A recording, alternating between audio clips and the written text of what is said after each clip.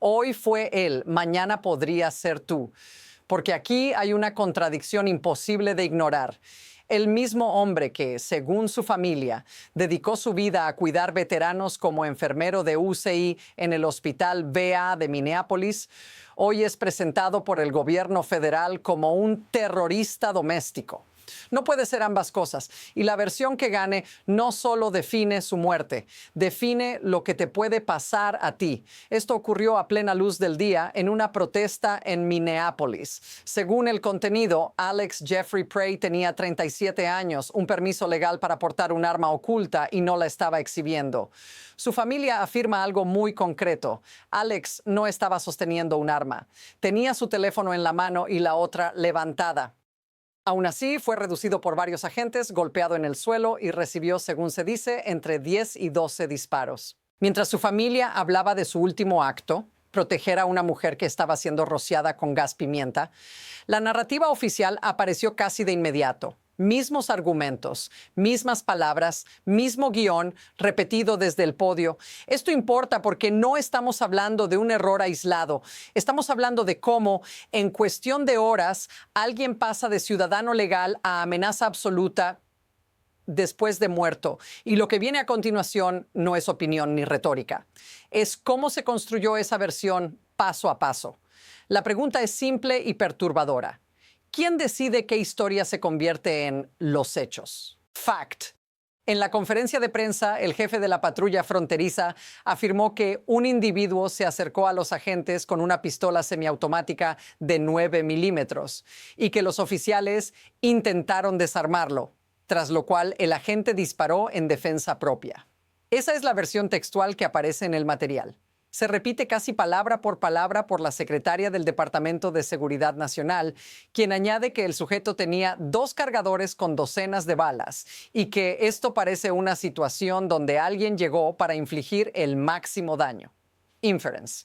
Esa descripción no empieza con lo que ocurrió en el suelo. Empieza con la intención que se le atribuye al muerto y cuando la intención se declara como hecho, todo lo demás queda sellado. Ahora mira el contraste directo con otro fact del contenido. La familia de Alex Prey afirma que Alex no estaba sosteniendo un arma cuando fue atacado, que tenía su teléfono en la mano derecha y que su mano izquierda estaba vacía y levantada. 2 relatos opuestos sobre el mismo segundo de tiempo. El significado es inquietante, pero claro, si el público acepta que Prey llegó a matar, entonces los disparos se vuelven inevitables. Si acepta que estaba desarmado y auxiliando a alguien, entonces todo el edificio narrativo se derrumba. Y aquí entra el gancho cognitivo. En ninguna de esas declaraciones oficiales se responde directamente a una pregunta clave que sí aparece en el material. No dicen cuándo se sacó el arma de su funda. No dicen quién la tomó. No dicen en qué momento exacto dejó de ser una amenaza activa. Notice lo que falta, porque en historias reales, lo que se omite suele ser tan importante como lo que se afirma. Y cuando esa omisión se repite, la situación no se enfría, se acelera. La situación está a punto de volverse más tensa. Miremos un momento cómo esta historia sigue su curso. En el mismo día de la conferencia de prensa, 2 piezas clave del gobierno estadounidense, Greg Bevino, de la Patrulla Fronteriza, y Christine Gnome, de Seguridad Nacional, están leyendo el mismo guión. Un guión que establece, sin espacio para dudas, que Alex Prey fue un terrorista doméstico. Esto no es casualidad, es la narrativa oficial.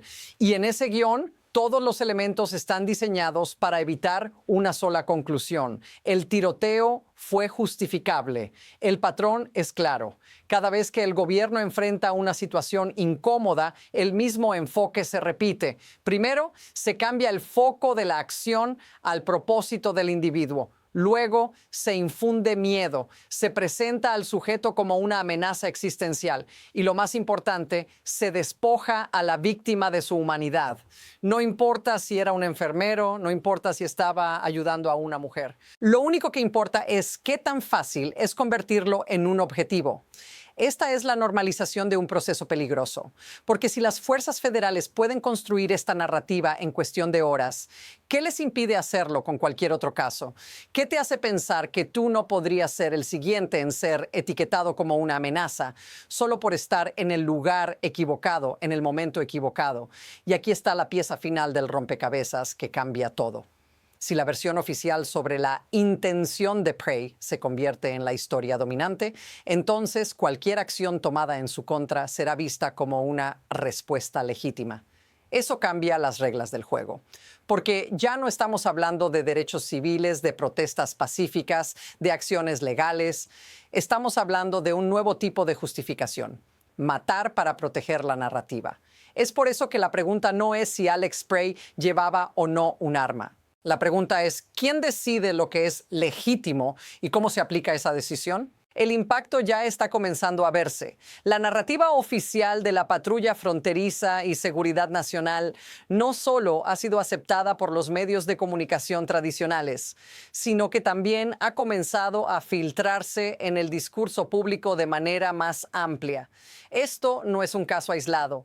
Lo que estamos viendo aquí no es solo una tragedia personal, es un presagio de lo que podría convertirse en una nueva forma de lidiar con cualquier tipo de resistencia en las calles. La respuesta de las autoridades está empezando a convertirse en un modelo replicable. Imagina lo que esto significa para todos los que se oponen a lo que está sucediendo en su país. Si el gobierno puede redefinir a una persona como terrorista por participar en una protesta pacífica o incluso por defender a otra persona, ¿qué pasa con el resto de los ciudadanos que simplemente quieren ser escuchados? Ahora no estamos hablando solo de lo que pasó con Alex Prey. Estamos hablando de la legitimación de un proceso que deshumaniza a las personas en su totalidad, solo para que se pueda mantener una narrativa. Este es el tipo de presión que se acumula rápidamente y es exactamente cómo las instituciones empiezan a perder el control de la situación. Cuanto más se repite este enfoque, más se normaliza la violencia como respuesta a la disidencia. Y la escalada es inevitable, porque lo que ahora se justifica con una narrativa construida alrededor de Prey, mañana se usará para cualquier otro que se cruce en el camino de los intereses del gobierno. Así que volvemos a la pregunta crítica: ¿qué pasa si esto continúa? Si el patrón de demonizar a aquellos que se oponen al poder se afianza, el siguiente paso es claro: la ley y la moralidad se convierten en herramientas manipulables, disponibles para aquellos que controlan la narrativa.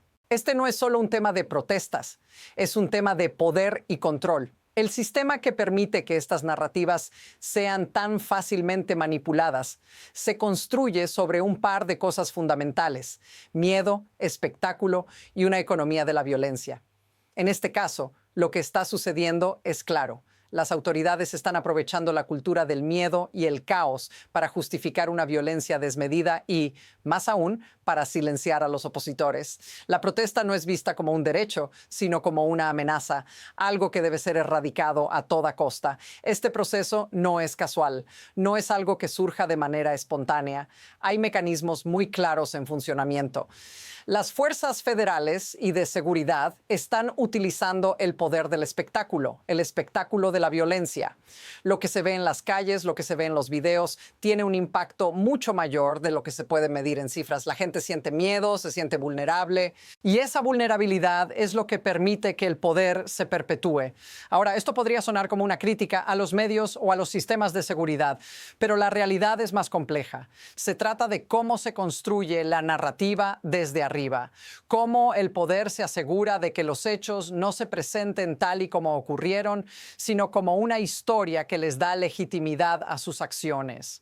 Lo que estamos viendo es solo la superficie, porque detrás de cada muerte, detrás de cada noticia manipulada, hay una estructura mucho más profunda que necesita ser entendida. Si no nos detenemos a cuestionarla, si no entendemos cómo y por qué se manipulan estas narrativas, entonces estamos cediendo el control de nuestra propia historia. La verdadera pregunta aquí no es solo cómo este caso afecta a Alex Prey, sino cómo afectará a todos los que vienen después.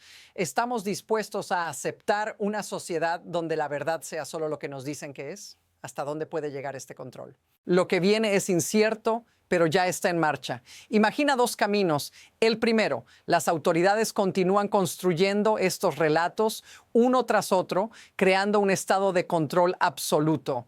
Si siguen con esta narrativa, no solo se van a reafirmar las estructuras de poder, sino que a largo plazo cualquier forma de resistencia será vista como una amenaza directa y se justificará cualquier acción contra ella. Lo que pasó con Alex Spray podría convertirse en el nuevo estándar y en ese caso, lo que vimos en Minneapolis no sería un incidente aislado, sino el modelo a seguir.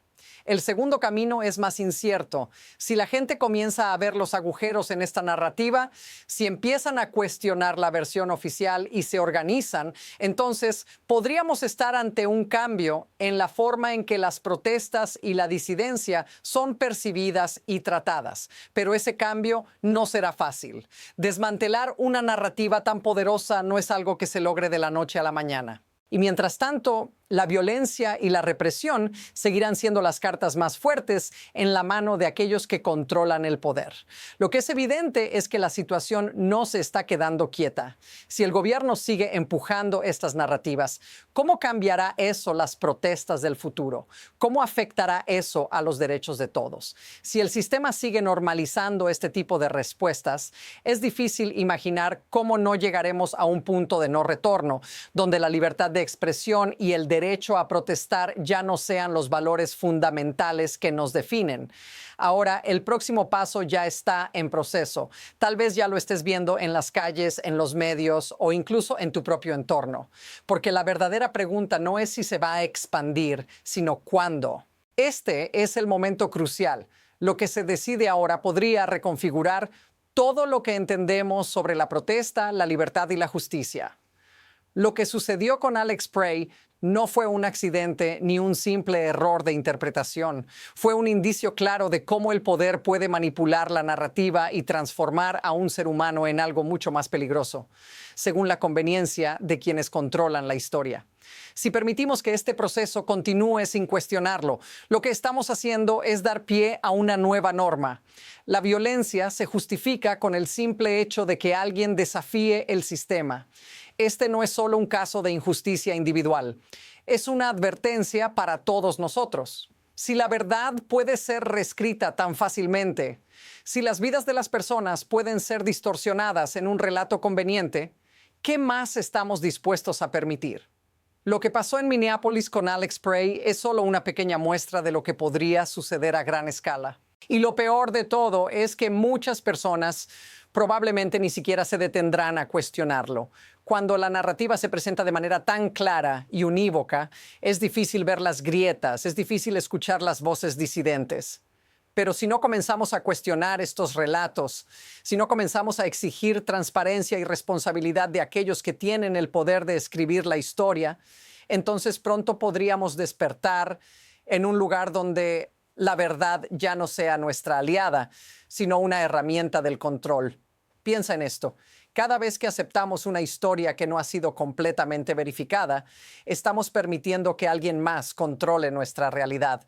Y una vez que eso se ha hecho, es casi imposible devolver la narrativa a las manos de las personas que realmente importan, la gente común.